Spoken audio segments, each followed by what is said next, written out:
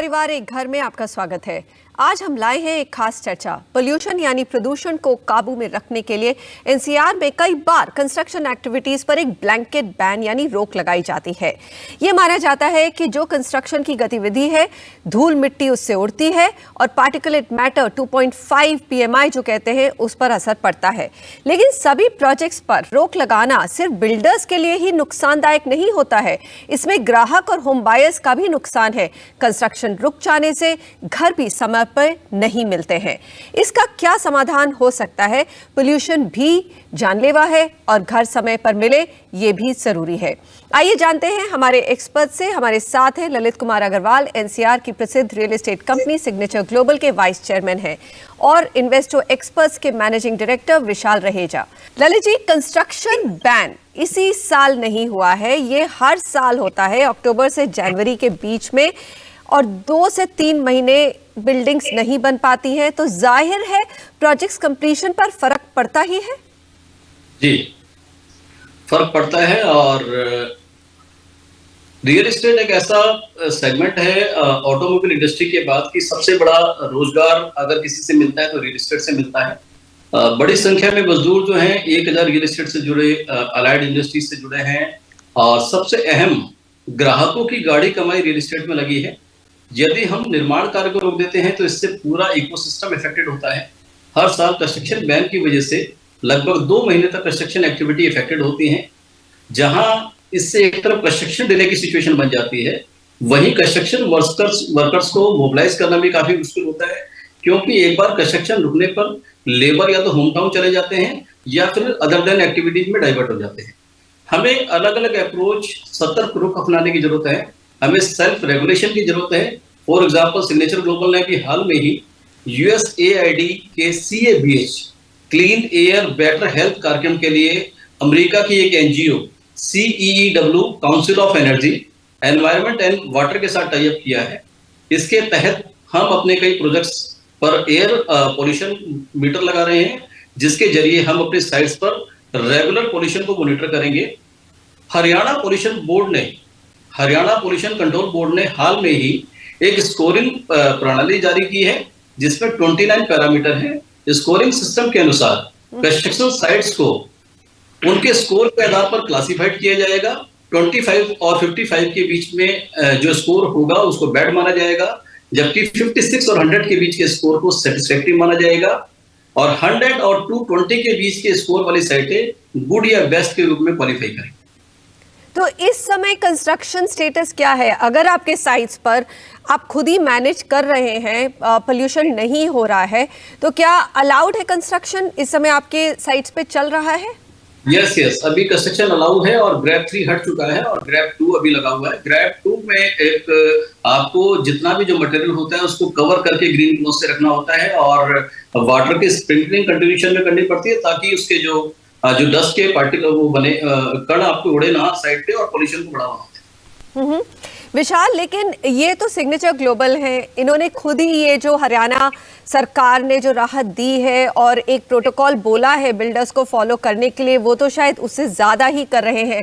लेकिन हाल ही में हरियाणा सरकार ने करीबन 200 बिल्डर्स को फाइन भी किया है प्रोटोकॉल्स नहीं फॉलो करने के लिए। तो आपको क्या लग रहा है कि कितना कंस्ट्रक्शन हो रहा है, और क्या सभी बिल्डर्स को ये बिल्कुल गांठ बांध लेनी चाहिए कि ये पोल्यूशन जो है उसको बहुत सीरियसली ले, पोल्यूशन कंट्रोल को?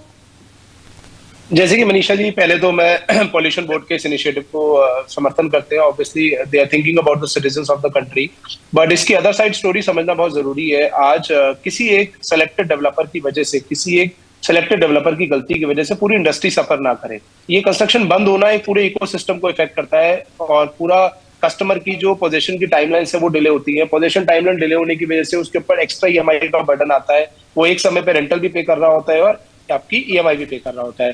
तो मुझे ऐसा लगता है थोड़ी सी स्ट्रिक्टनेस बढ़ाने की जरूरत है, और उन सेलेक्टेड डेवलपर्स के साथ जो इस प्रोटोकॉल को फॉलो नहीं कर रहे हैं, एक नया रूल लागू कर देना, एक नया कंप्लायंस ऐड करना मुझे लगता है थोड़ा डिफिकल्ट है, बिकॉज ये इंडस्ट्री के अंदर ऑलरेडी बहुत सारे कंप्लायंसेस हैं। हम लोग पिछले कई वर्ष से सिंगल विंडो क्लियरेंस की बातें कर रहे हैं। रियल एस्टेट एक बहुत बड़ी इंडस्ट्री है जो बहुत इकोनॉमी को बहुत सपोर्ट करती है, बट तब भी आज एक डेवलपर को मल्टीपल अथॉरिटीज के पास जाना पड़ता है अप्रूवल्स के लिए। और एक और नया कंप्लायंस ऐड होना मुझे लगता है थोड़ा सा गलत रहेगा। इससे बेहतर अगर हम कुछ और चीजों पे काम करें, जैसे कि आपको पता है हर साल हरियाणा के अंदर एक किसानों की तरफ से पराली जलाई जाती है, उस पर भी सरकार काफी रोक लगा रही है। ऐसी और बहुत सारी गतिविधियां हैं जो हो रही हैं जिस पर मुझे लगता है रोक लगाई जाए तो हम इस एयर पॉल्यूशन को बेटर कर पाएंगे। और आपका कहना सही है कि होम बायर ही नहीं, मतलब चेन में बहुत लोगों को फर्क पड़ता है, क्योंकि बहुत सारे लोग एम्प्लॉयड हैं और ये कंस्ट्रक्शन लेबर कॉन्ट्रैक्चुअल लेबर होता है, तो जब वो काम करता है तभी उसको पैसा मिलता है, नहीं तो नहीं मिलता है। तो मतलब सिर्फ कंस्ट्रक्शन पे ही बैन क्यों, लेकिन पोल्यूशन भी बहुत ही एक बड़ा मुद्दा हो गया है एनसीआर के लिए। ललित जी, फाइनली मैं आपसे यही पूछना चाहूँगी कि किस तरह इंडस्ट्री में एक कंप्लायंस बढ़ाई जाए, क्योंकि जैसे विशाल ने कहा कि अगर एक दो छोटे भी बिल्डर्स हैं, बड़ा बिल्डर भी ना हो, वो भी अगर नहीं फॉलो करते हैं, उन पे फाइन के अलावा लिटरली पूरा सेक्टर में काम बंद हो जाता है। तो कोई इंडस्ट्री बॉडी है जैसे नरेटको है, क्रेडाई है, क्या वो इस कंप्लायंस को बढ़वा सकते हैं? देखिए, क्रेडाई है, नरेटको है, ये जितनी भी संस्थाएं हैं अपने अपने लेवल पे प्रयासरत हैं इन चीजों को कराने में।